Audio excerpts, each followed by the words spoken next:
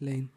My question is, I think this is a very sort of close, I mean, not close circle, a circle where I'm very happy to open my heart. So I'm going to be honest. The question is, when you go out to teach people about Krishna consciousness, how do you make sure that it's genuinely personal and it's not like some sort of, I just want to give you a book and I want to take some money from you? So that is the question. Just one or two sentences. I'm someone who, at this point in my life, I just don't have a lot of mental space for anyone. And for me personally, especially in the last 5-6 years, it has been very difficult to really, when someone explains their life and the things in their life, I don't have so much of patience to like really patiently listen to them and understand and empathize. I mean, I can empathize, but I don't have so much of time to sort of like, spend a lot of time with someone.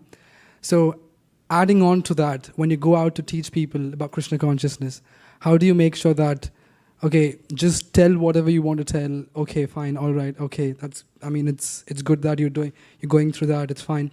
And after that, okay, this is something that's going to teach you about Krishna consciousness.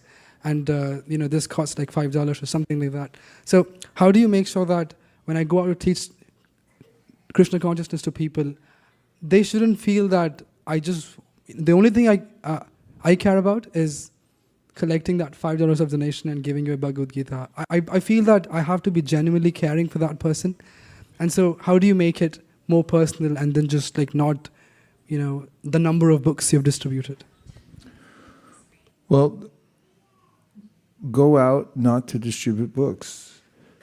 Go out to make friends and connect with people and be interested in them. And let the books go out, if they do, as a natural course of your interaction with them. They'll probably notice you're carrying them with you when you make friends with them. And it's also helpful to go out for your own purification. If you think I'm going to change people or I'll go out to tell them the way it is, they'll often sense that. They're already sensing it because if you have a book in your hand, what you're the message is, you're messed up, I'm going to fix you. Otherwise, why are you out there with a book? But what I've found is, if you go out because it's sadhana, that's why I always talk about book distribution as a high sadhana. It's a high sadhana because Krishna likes it the best when you go out and teach Bhagavad Gita to people.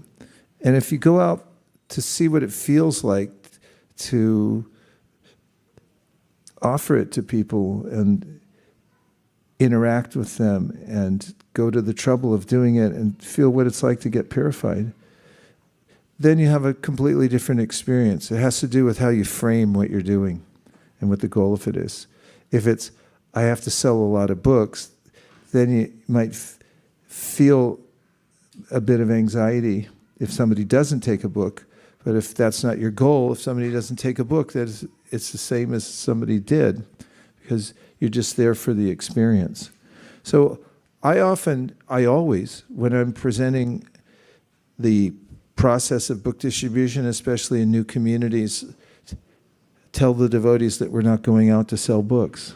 And sometimes they do a double take and they smile like, you're just kidding, right? And I say, no, I'm serious. We're not going out to sell books. Books sell themselves. And if you instead go out, just see what it feels like to go out and do it. Oftentimes people have a mental image what it means to go out on book distribution.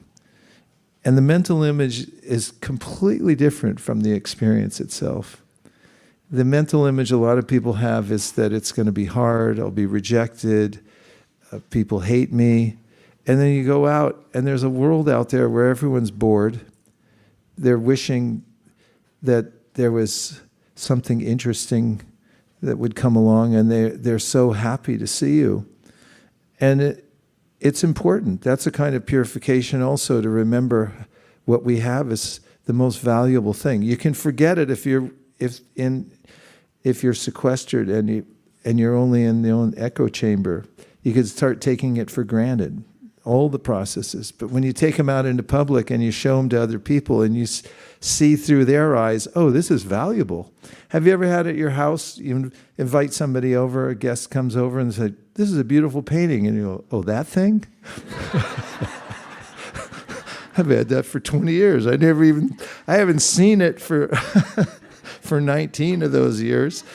And it's a similar way that when we take out it, we showcase ourselves. We're in association of devotees. We're taking that out. That's what they buy. It's not the book they're buying. They're buying, oh, wow, this person feels different to me. They actually care about me and so forth. So that's an exciting prospect. And that's an evolution. And when we can have that experience regularly, then we'll find that it sustains our practice as well. Yeah, thank you for such a nice question.